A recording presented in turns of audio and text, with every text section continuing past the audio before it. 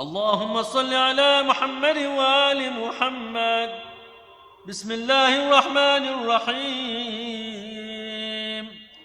عن جابر بن عبد الله الأنصاري عن فاطمة الزهراء عليها السلام بنت رسول الله صلى الله عليه وآله قالت: سمعت فاطمة أنها قالت: دخل علي أبي رسول الله في بعض الأيام فقال: السلام عليك يا فاطمة. فقلت: عليك السلام.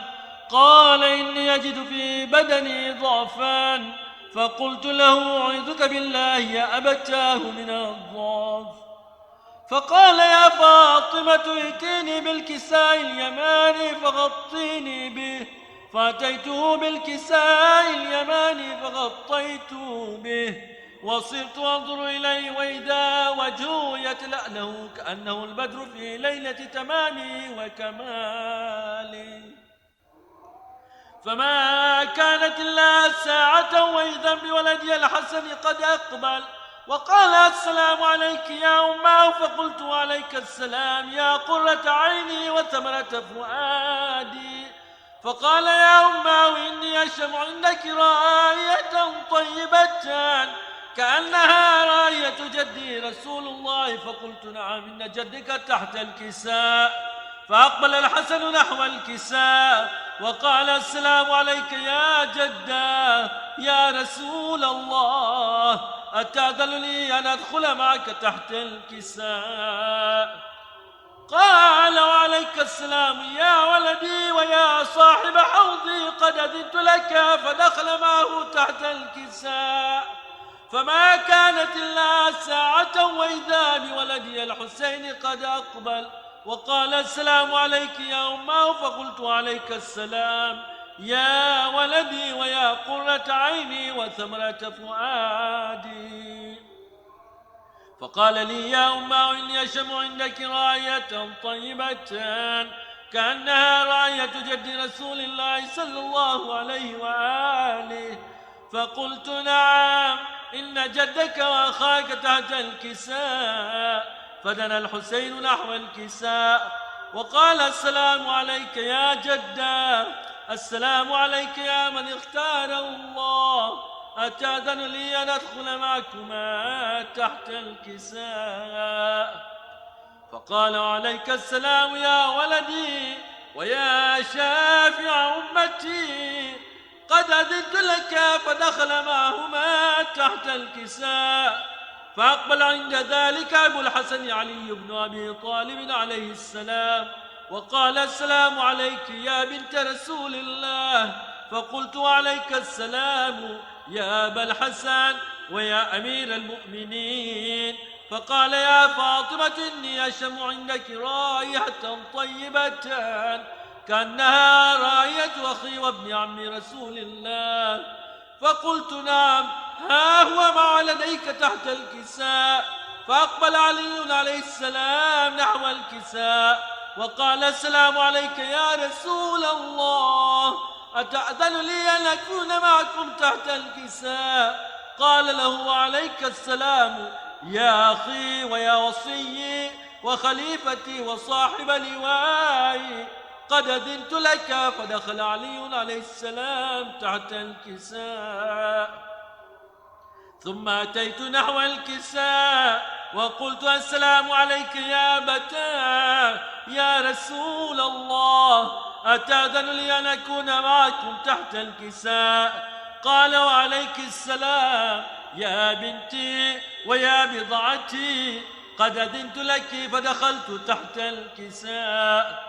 ولما اكتملنا جميعا تحت الكساء أخذ أبي رسول الله بطرف الكساء وأومأ بيده اليمنى إلى السماء وقال: اللهم إن هؤلاء أهل بيتي وخاصتي وحامتي، لحمهم لحمي ودمهم دمي، يؤلمني ما يؤلمهم ويحزنني ما يحزنهم.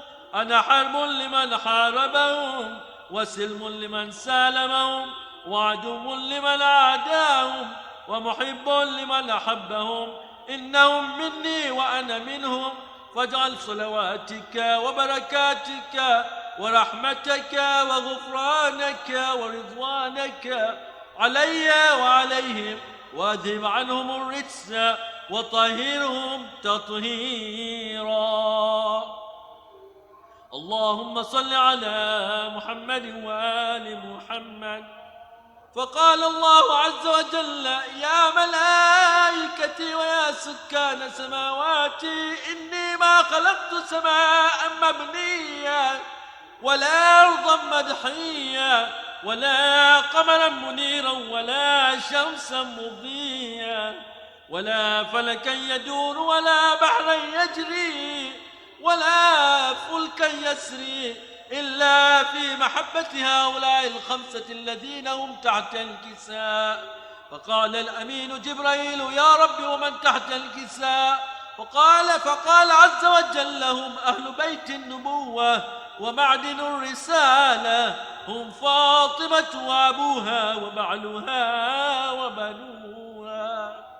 اللهم صل على محمد وآل محمد.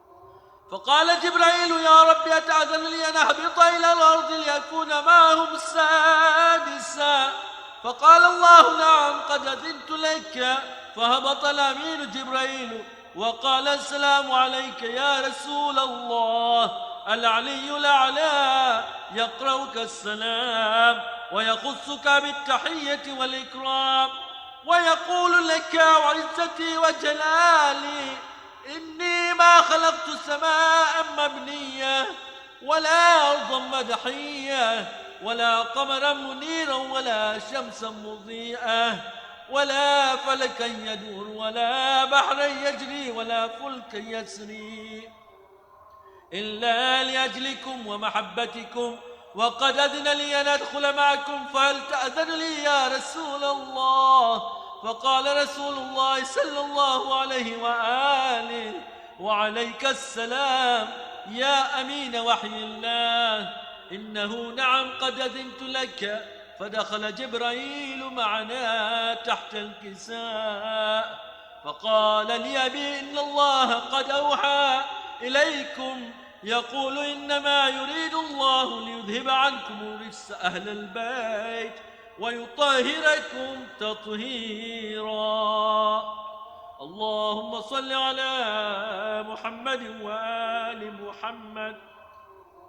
فقال علي عليه السلام لأبي: يا رسول الله، أخبرني ما لجلوسنا هذا تحت الكساء من الفضل عند الله. فقال النبي صلى الله عليه وآله: والذي بعثني بالحق نبيا واصطفاني بالرسالة نجيا، ما ذكر خبرنا هذا في محفل من محافل أهل الأرض وفيه جمع من شيعتنا ومحبينا إلا ونزلت عليهم الرحمة وحفت بهم الملائكة واستغفرت لهم إلى أن يتفرقوا.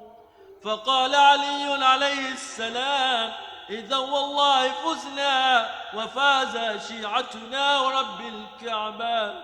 فقال النبي صلى الله عليه وآله: ثانيا يا علي، والذي بعثني بالحق نبيا واصطفاني بالرسالة نجيا، ما ذكر خبرنا هذا في محفل من محافل أهل الأرض وفيه جمع من شيعتنا ومحبينا وفيهم مهموم إلا وفرج الله همه ولا مغموم إلا وكشف الله غمه ولا طالب حاجة إلا وقضى الله حاجته.